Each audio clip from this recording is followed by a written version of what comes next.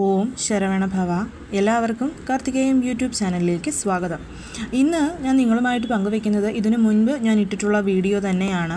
ഒന്നും കൂടെ റീപോസ്റ്റ് ചെയ്യുന്നു, അല്ലെങ്കിൽ കുറച്ചും കൂടി മനസ്സിലാവാൻ വേണ്ടിയിട്ട് പറയുന്നു എന്നുള്ളതേ ഉള്ളൂ. കാരണം ഒരുപാട് പേര് പുതിയതായിട്ട് നമ്മുടെ ചാനലിലോട്ട് വന്നിട്ടുണ്ട് എന്നതുകൊണ്ട് തന്നെ പഴയ വീഡിയോസൊന്നും അവർക്ക് കാണാനോ എന്താണ് കാര്യം എന്ന് അറിയുകയോ ചെയ്യില്ലല്ലോ. അതുകൊണ്ടാണ് പറയുന്നത്. അതായത് നമ്മുടെ ചന്ദനത്തടി കൊണ്ടുള്ള വെങ്കടേശ്വര ഭഗവാന്റെ പൂജ എനിക്ക് സാമ്പത്തികമായി വളരെയധികം ഉയർച്ച തന്നിട്ടുള്ള ഒരു പൂജ തന്നെയായിരുന്നു അത്. വർഷങ്ങളായി ഞാനത് ചെയ്യുന്നതാണ്.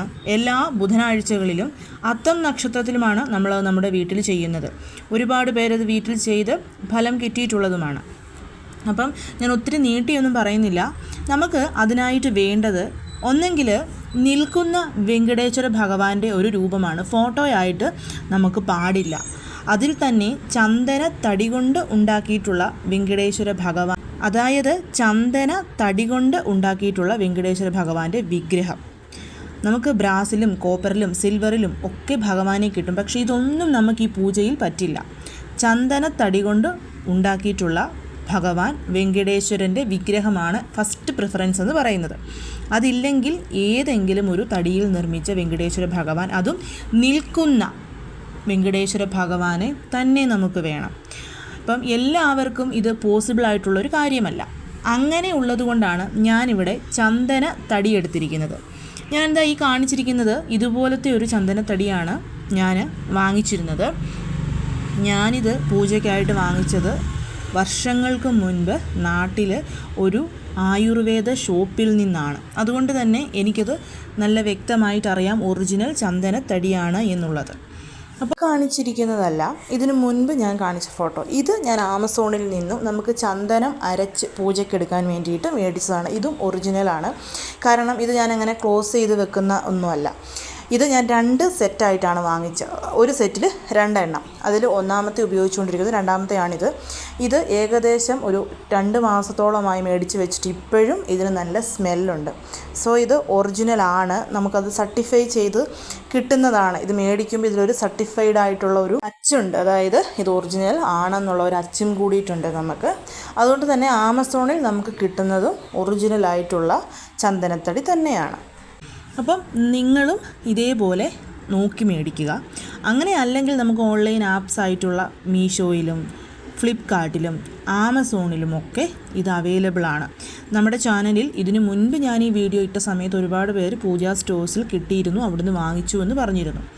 അപ്പം നിങ്ങൾക്ക് വേണ്ടത് ഒരുപാട് വലിപ്പമൊന്നും വേണ്ട. ഞാൻ ഈ കാണിച്ചിരിക്കുന്ന ഈ ഒരു രീതിയിൽ ഉള്ള ഒരു ചന്ദനത്തടിയാണ് വേണ്ടത് വെങ്കടേശ്വര ഭഗവാന്റെ. ഇത് വാങ്ങിച്ച് കഴിയുമ്പം ഇതിൻ്റെ മണം എന്ന് പറയുന്ന അസാധ്യ സ്മെല്ലായിരിക്കും.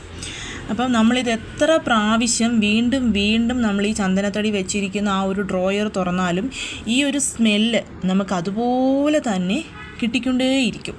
അപ്പോൾ ഇത് വാങ്ങിച്ചു കഴിഞ്ഞാൽ നമുക്ക് ആദ്യം മനസ്സിലാവുന്നൊരു കാര്യം എന്ന് പറയുന്നത് അതാണ് ഇതിൻ്റെ മണം.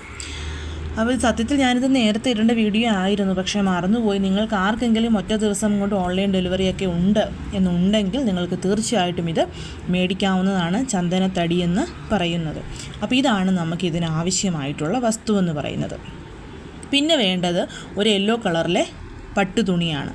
ഞാൻ സാധാരണയായിട്ട് പട്ടുതുണിയാണ് ഉപയോഗിക്കുന്നത്. നിങ്ങൾക്ക് വെള്ള കളറിലെ ക്ലോത്താണ് കയ്യിലുള്ളത് എന്നുണ്ടെങ്കിൽ അത് നമുക്ക് മഞ്ഞൾ വെള്ളത്തിൽ മുക്കി ഉണക്കിയെടുക്കുക. അങ്ങനെയല്ല, കോട്ടൻ്റെയോ പോളിസ്റ്ററിൻ്റെയോ ക്ലോത്ത് നമുക്ക് കിട്ടുമെന്നുണ്ടെങ്കിൽ അതാണെങ്കിലും എടുത്താൽ മതിയാവും.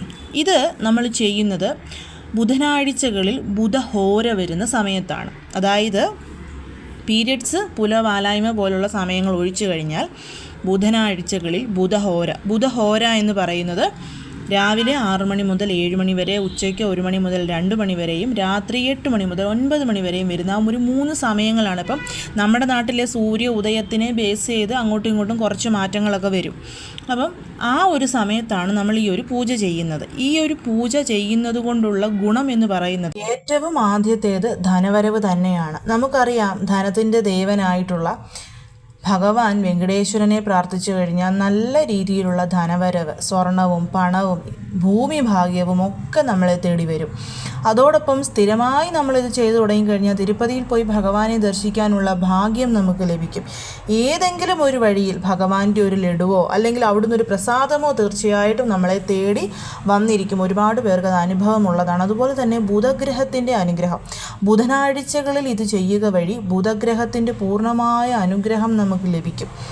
അതുകൊണ്ട് തന്നെ നമുക്കിത് മുടങ്ങാതെ ഇപ്പോൾ 1-2 ബുധനാഴ്ചകളിൽ ചെയ്തിട്ട് കാര്യമില്ല. തുടർച്ചയായ ബുധനാഴ്ചകളിൽ ചെയ്തു വരുമ്പം നമ്മുടെ ധനവരവിലുണ്ടാവുന്ന ഒരു വ്യത്യാസം നിങ്ങൾക്ക് മനസ്സിലാവാൻ സാധിക്കും. ഇപ്പം വീട്, സ്വന്തമായിട്ടൊരു ഭൂമി ഒന്നുമില്ലാത്തവരാണെങ്കിൽ അത് നിങ്ങളെ തേടി വരുന്നതാണ്.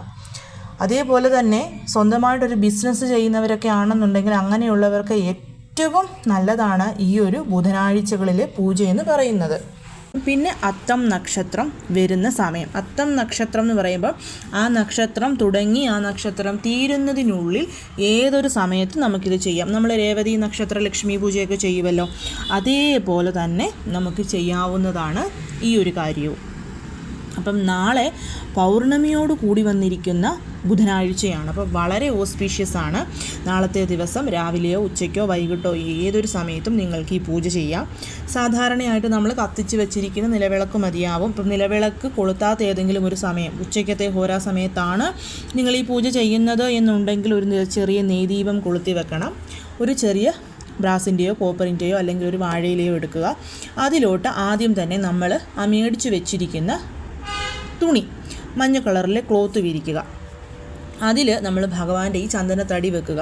ഇപ്പം തടി കൊണ്ടുള്ള വിഗ്രഹമാണെങ്കിലും ചന്ദനത്തടിയാണെങ്കിലും നമ്മൾ ആദ്യം തന്നെ ചെയ്യേണ്ടത് ഭഗവാന്റെ മുഖമാണെന്ന് സങ്കല്പിച്ച്, ഞാനിവിടെ പൊട്ട് കുത്തിയിരിക്കുന്ന കണ്ടില്ലേ വൈഷ്ണവ തിലകം, ആ ഒരു ഭാഗത്ത് നമ്മൾ പുനുകുണ്ടെങ്കിൽ പുനുക് തൂക്കണം. നമുക്കറിയാം ഭഗവാന് തിരുപ്പതിയിൽ ഉപയോഗിക്കുന്ന ഒന്നാണ് പുനുക്. ഞാനിതായി കാണിച്ചിരിക്കുന്നത് ഗജകേസരി യോഗ പുനുക് എന്ന് പറയുന്നത്. ഇതിപ്പം ഈ രീതിയിൽ നമുക്ക് ഓൺലൈൻ സൈറ്റ്സിൽ ആമസോണിലൊക്കെ മേടിക്കാനായിട്ട് ലഭ്യമാണ്. നിങ്ങൾക്ക് മേടിക്കാൻ വലിയ വിലയൊന്നുമില്ല. അത് മേടിച്ച് ആദ്യം ഭഗവാന്റെ നെറ്റിത്തടം വരുന്ന ഭാവം നമ്മൾ സങ്കല്പിച്ചിട്ട് ആ ഭാഗത്ത് നമ്മൾ തൂത്തുവിടുക. അതിന് പുറത്തായിട്ട് വേണം നമ്മൾ യെല്ലോ കളർ കൊണ്ട്, അതായത് മഞ്ഞപ്പൊടി കൊണ്ട് നമ്മൾ വൈഷ്ണവ തിലകം, മഞ്ഞൾപ്പൊടിയും കുങ്കുമവും കൊണ്ട് ഞാൻ ഈ കാണിച്ചിരിക്കുന്നത് പോലെ വൈഷ്ണവ തിലകം വെക്കുക. ശേഷം നമ്മൾ ഭഗവാനെ ഞാൻ ഈ കാണിച്ചിരിക്കുന്നത് പോലെ അങ്ങ് വെച്ചിട്ട് നമ്മൾ പൂജ ചെയ്യുക. പൂജ എന്ന് പറയുമ്പം വെങ്കടേശ്വര അഷ്ടോത്തര ശതനാമാവലി നമുക്ക് ഗൂഗിളിൽ കാണും. അതുകൊണ്ട് ഏറ്റവും നല്ലതെന്ന് പറയുന്നത് നമ്മൾ തുളസി ഇലകൾ കൊണ്ട് അർച്ചന ചെയ്യുന്നതാണ്. അർച്ചന ചെയ്യുന്നതിന് മുമ്പ് ഒരു കാര്യം കൂടിയിട്ടുണ്ട്. അതിനകത്ത് നമ്മളൊരു എമൗണ്ട് വെക്കണം. 1 രൂപ വെക്കാം, 11 രൂപ വെക്കാം, 101 രൂപ വെക്കാം, 501 രൂപ വെക്കാം, എത്ര വേണമെങ്കിലും വെക്കാം. എത്ര നാൾ നമ്മൾ ഈ പൂജ ചെയ്യുന്നു അത്രയും കാലം ആ എമൗണ്ട് അതിലിരിക്കണം എന്നുള്ളതാണ്. പിന്നെ ഇതിനിടയ്ക്ക് എപ്പോഴെങ്കിലും നമുക്ക് തിരുപ്പതിയിൽ, വേറെ ഒരു ക്ഷേത്രവുമല്ല, തിരുപ്പതിയിൽ പോകാൻ പറ്റുമെങ്കിൽ അതിൽ നിന്നും ആ വെച്ചിരിക്കുന്ന പൈസ എടുത്ത് അവിടുത്തെ ഹുണ്ടിയിലിട്ടിട്ട് പോയിട്ട് വന്ന് വീണ്ടും പൂജ ചെയ്യുമ്പോൾ അടുത്ത എമൗണ്ട് നമ്മളിതിൽ വെക്കണം. അതെപ്പോഴും ഒറ്റ സംഖ്യയായിട്ട് വെക്കണം. അതായത് 11, 21, 31, 41, 51, 101, 501, 1001 അങ്ങനെ നമ്മൾ വേണം വെക്കാനായിട്ട്. അത് വെച്ചിട്ട് വേണം നമ്മൾ വെങ്കടേശ്വര അഷ്ടോത്തര ശതനാമാവലി കൊണ്ട് അർച്ചന ചെയ്യാൻ. അർച്ചന ചെയ്യാൻ തുളസിയില 108 എണ്ണത്തിനും തുളസിയില തന്നെ ഉപയോഗിക്കാൻ പറ്റിയ നല്ലതിന്. തുളസിയില കുറവാണെങ്കിൽ ഒരു തുളസിയില എങ്കിലും വെച്ചിട്ട് ബാക്കിയുള്ളത് പൂക്കൾ കൊണ്ട് അർച്ചന ചെയ്യാം. അതിന് ശേഷം നമ്മൾ 108 പ്രാവശ്യം അർച്ചന ചെയ്തു, ദീപധൂപ ആരതി കാണിച്ചു. നിവേദ്യമായിട്ട് നിങ്ങൾക്ക് അവലുണ്ടെങ്കിൽ അവൽ വെക്കാം, പാല് കാച്ചി വെക്കാം, എന്തെങ്കിലും ഒന്ന് വെച്ചാൽ മതിയാവും. അതിനുശേഷം ആ ഒരു ഹോരാ സമയം കഴിയുന്നത് വരെ അവിടെ ഇരുന്നോട്ടെ. ഇപ്പം ബുധനാഴ്ചയാണെങ്കിലും അത്തം നക്ഷത്രം വരുന്ന ദിവസമാണെങ്കിൽ നമ്മൾ ഈ പൂജ ചെയ്ത് 1 മണിക്കൂർ കഴിയുമ്പോൾ അതെടുക്കാം. ഹോരാ സമയം ബുധനാഴ്ച ബുധഹോരയിലാണ് നമ്മളിത് ചെയ്യുന്നതെന്നുണ്ടെങ്കിൽ ആ ഹോരാ സമയം കഴിഞ്ഞ് കഴിയുമ്പോൾ അതിൽ ആ നാണയവും പൈസയും തുളസിയിലയും, ഒരു തുളസിയിലയും അതിൽ വെച്ചിട്ട് ബാക്കിയുള്ളതെല്ലാം എടുത്തു മാറ്റിയിട്ട് അതൊരു കിഴി പോലെ കെട്ടി നമ്മൾ ക്യാഷ് വെക്കുന്ന ക്യാഷ് ബോക്സിൽ കൊണ്ടുപോയി വെക്കുക. അത് അവിടെ തന്നെ ഇരുന്നോട്ടെ. എല്ലാ ആഴ്ചയിലും റിപ്പീറ്റായിട്ട് നമ്മളിത് ചെയ്യണം. റിപ്പീറ്റായിട്ട് ചെയ്യുമ്പോൾ ഇപ്പോൾ നാളെ ബുധനാഴ്ച നിങ്ങളിത് ചെയ്തു, അടുത്ത ബുധൻ വരുമ്പോൾ അതിൽ നിന്ന് എടുക്കുക, ആ കിഴി അഴിച്ച് അതേപോലെ വീണ്ടും നമ്മളൊരു പ്ലേറ്റിൽ വെക്കുക. അതിൽ നിന്നും ആ ഉണങ്ങിയ തുളസിയില എടുത്ത് മാറ്റുക. നമ്മൾ ഭഗവാന് വൈഷ്ണവതിലകം വെച്ചിരിക്കുന്ന ആ ഭാഗം ഒരു നനഞ്ഞ തുണി കൊണ്ട് തുടച്ച് വീണ്ടും പുനുക് തടവുക. വീണ്ടും വൈഷ്ണവതിലകം വെക്കുക. വീണ്ടും നമ്മൾ വെങ്കടേശ്വര അഷ്ടോത്തര നാമം ചൊല്ലുക. എത്ര നാൾ ഞാൻ പറഞ്ഞല്ലോ, ആ നാണയവും പൈസയും എത്ര നാൾ നമ്മൾ പൂജ ചെയ്യുന്നു അത്രയും കാലം അതിൽ തന്നെ ഇരുന്നോട്ടെ. തിരുപ്പതിയിൽ പോവുകയാണെങ്കിൽ മാത്രം അതെടുത്തിട്ട് വീണ്ടും പുതിയ പൈസയും നമ്മൾ വെച്ചാൽ മതിയാവും. ഇത് നല്ല രീതിയിൽ നമുക്ക് ധനവരവ് തരുന്ന ഒന്നാണ്. ഇതിന് പിന്നിലുള്ള കഥ അല്ലെങ്കിൽ ഇതിന് പിന്നിലുള്ള സാരാംശം എന്താണ്, ഇത് പ്രവർത്തിക്കുന്നത് എന്നുള്ളതൊക്കെ ഞാൻ ഓൾറെഡി 2 വീഡിയോയിൽ ഞാൻ പറഞ്ഞിട്ടുള്ളതാണ്. ഇതിപ്പോൾ നിങ്ങൾക്ക് മനസ്സിലാവാൻ വേണ്ടിയിട്ട് മാത്രം ഞാൻ പറഞ്ഞു എന്നുള്ളതേ ഉള്ളൂ. അപ്പോൾ എല്ലാവർക്കും മനസ്സിലായെന്ന് വിശ്വസിക്കുന്നു. ഇത് തുടങ്ങാൻ ഏറ്റവും ആപ്റ്റായൊരു ദിവസമാണ് നാളെ, ബുധനാഴ്ചയും പൗർണമിയും ഒന്നിച്ച് വന്നിരിക്കുന്നത്. അങ്ങനെയല്ലെങ്കിൽ നിങ്ങൾക്ക് അടുത്ത മാസം ചിങ്ങമാസത്തിൽ കന്നിമാസത്തിലൊക്കെ ഇത് തുടങ്ങാവുന്നതാണ്. പക്ഷേ നാളത്തെ ദിവസം പറ്റുമെങ്കിൽ എല്ലാവരും ചെയ്യാനായിട്ട് ശ്രമിക്കണം. എല്ലാവരെയും മുരുകൻ അനുഗ്രഹിക്കട്ടെ. ഓം ശരവണ.